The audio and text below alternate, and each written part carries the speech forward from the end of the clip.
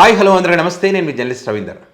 కూటమి సర్కారు ఏదైతే జనవరి 8 నుంచి 10వ తారీఖు వరకు ఆవకాయ అమరావతి అని చెప్పి ఒక ప్రోగ్రాం నిర్వహిస్తూ ఉన్నారో, ఈ ప్రోగ్రాంకి సంబంధించి ఒక ట్విస్ట్ చోటు చేసుకుంది. ఆ ల్యాండ్ ఓనర్స్ కూడా మరి కూటమి సర్కారుకు షాక్ ఇచ్చారు.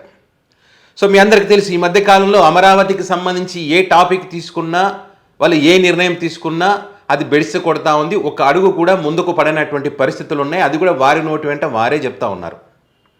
ఈ మధ్య రైతులకు సంబంధించి కూడా మనం చూస్తూ ఉన్నాం. ఏదైతే రైతులు త్యాగాలు చేశారో, రైతులు వ్యతిరేకించడం లేదని వీళ్ళు ఏదైతే చెప్తా ఉన్నారో, అదే రైతులు ప్రశ్నిస్తూ ఉన్నారు. అదే రైతులు ఆవేదన వ్యక్తం చేస్తూ ఉన్నారు. అదే రైతులు కన్నీళ్లు పెట్టుకుంటున్నారు. వీళ్ళు కలల రాజధాని, ప్రపంచ రాజధాని, క్వాంటం రాజధాని, ఏ రాజధాని రకరకాల పేర్లు చెప్పి దాని చివరికి మున్సిపాలిటీ అని చెప్పారు. ఇప్పుడు చేసేటువంటి ఆవకాయ అమరావతి ప్రోగ్రాం కూడా విజయవాడలో చేస్తున్నారు, అమరావతిలో కాదు, విజయవాడలో చేస్తున్నారు. సో ఇది అమరావతి యొక్క పరిస్థితి. సో ఈ క్రమంలో ఆ ప్రాంతంలో రైతులు పడుతున్నటువంటి వేదన, బాధ అన్నీ ఇన్ని కావు.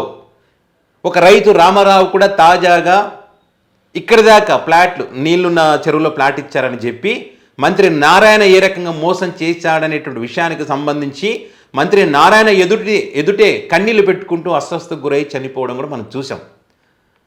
మనకున్నటువంటి మీడియా మేధావులు వీళ్ళందరూ కూడా కూల్గా ప్రశాంతంగా ప్రశ్నిస్తూ మాట్లాడుతూ మంత్రి నారాయణ ముందు కళ్ళు మూసాడని రాశారు. అద్భుతమైనటువంటి కథనం. వీళ్ళని మనుషులనాలా ఇంకేమన్నా చెప్పండి. కనీసం ఎవరైనా చనిపోతే కూల్గా చనిపోయాడని రాస్తారు ఎవడైనా? అంత కన్నీళ్ళు పెట్టుకొని గొంతులు కోస్తూ ఉన్నారని చెప్పి ఆ రైతు మాట్లాడిన చివరి మాట, ఆ మాట వీళ్ళకి వినపడలేదా, కనపడలేదా? ఇంత దారుణమైన పరిస్థితి ఉన్నది. సో ఈ క్రమంలో అన్ని అడ్డంకులే ఒక అడుగుడు ముందుకు పడినటువంటి పరిస్థితుల్లో వీళ్ళు ఆవకాయ అమరావతి అనేది ఒక ప్రోగ్రాం చెప్పాను కదా, విజయవాడలో, అమరావతిలో కాదు, అక్కడ పున్నమి ఘాట్ దగ్గరంట ప్రైవేట్ ల్యాండ్. అది ఆ ప్రైవేట్ ల్యాండ్లో నిర్వహించాలని చెప్పి జేసీబీలు పెట్టేసి గోడలు వడగొట్టేసి వాళ్ళు కట్టుకున్న గోడలు కానీ అది కానీ హంగామా అడావిడి అంతా ఇంత కాదు. అంటే కనీసం ఒక ప్రైవేట్ ల్యాండ్లో ఒక ప్రోగ్రామ్ చేసేటప్పుడు వాళ్ళ ఓనర్స్ ఎవరని కనుక్కొని వాళ్ళ పర్మిషన్ తీసుకొని వాళ్ళ అనుమతితో ఏదైనా చేయాలి కదా. వాళ్ళు ఏదైతే వాళ్ళ ప్లాట్కి రక్షణ కవచంగా కట్టుకున్నటువంటి గోడ ఏదైతే ఆ గోడను కూడా కూలగొట్టేస్తారు వీళ్ళు. ఎంత 164 సీట్లు ఉంటే, ఎంత మీరు ముగ్గురు కలిసి ఉంటే ఇంకో 15 సంవత్సరాలు మీరు అధికారంలోకి వస్తారనుకుంటే ఈ రకంగా కూలగొట్టేస్తారా? కనీసం ఒక నోటీస్ ఇవ్వాలనేటువంటి ఆలోచన మీకు లేదా?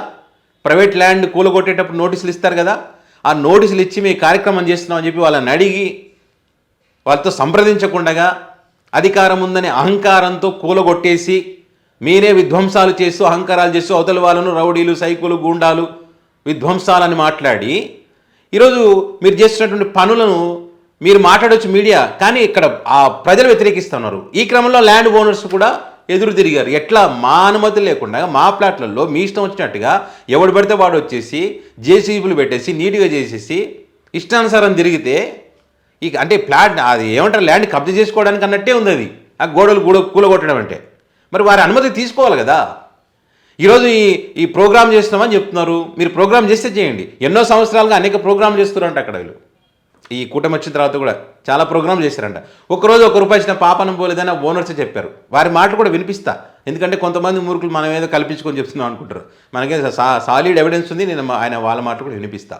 వాళ్ళు వ్యతిరేకిస్తాను, ఇక్కడ మేము దీనికి ఒప్పుకోము ఈ ప్రోగ్రామ్ జరగడానికి అని చెప్పి భయపెడతారు వాళ్ళని. దాంట్లో ఉన్నటువంటి ఇప్పుడు ల్యాండ్ అసోసియేషన్ అంటే గ్రూప్ ఉంది వాళ్ళది. 100 మంది ఉన్నారనుకోండి, దానిలో 20 మందిని విడగొట్టేస్తారు. 20 మందిని రెచ్చగొట్టేసి వాళ్ళ మధ్య గొడవ పెట్టినా పెడతారు వీళ్ళు. అంత అద్భుతంగా చేయగలరు వీళ్ళు. మళ్ళీ కొంతమంది మూర్ఖులు ఏం మాట్లాడతారో తెలుసా? అది గవర్నమెంట్ ల్యాండ్ వీళ్ళు కబ్జా చేసుకున్నారు. కబ్జా చేసుకుని మళ్ళీ మాట్లాడతారా వీళ్ళంట. అరే కబ్జా చేసుకుంటే మీరే అధికారంలో ఉన్నారు కదా, అధికారంలో ఉన్నారు, మరి డాక్యుమెంట్స్ చేయండి, బయట పెట్టండి, కనిపెట్టవచ్చు కదా, మీరే అధికారంలో కదా, పట్టుకోవచ్చు కదా, మరి ఎందుకు చేయట్లేదు? కబ్జా చేయడం అంటే, దోచుకోవడం అంటే, భవానీపురంలో 42 ప్లాట్లు కూల్చేశారు చూసారా? ఆస్తులు పెరిగినాయని చెప్పి, దాని వాల్యూ పెరిగిందని చెప్పి పోలీసు బలగాలని చెప్పి కోర్టు ఆర్డర్ ఉన్నప్పటికీ కూడా కాళ్ళు వేలు పట్టుకున్న ముఖాన సిగరెట్ తాగుతూ ఆడవాళ్ళ ముఖాన వాళ్ళని ఏడిపించి, అది దోచుకోవడం అంటే. ఓకే, వీళ్ళు దోచుకుంటే కనుక, నిజంగానే ఉంటే కనుక తప్పు ఉంటే బయటికి తీయండి.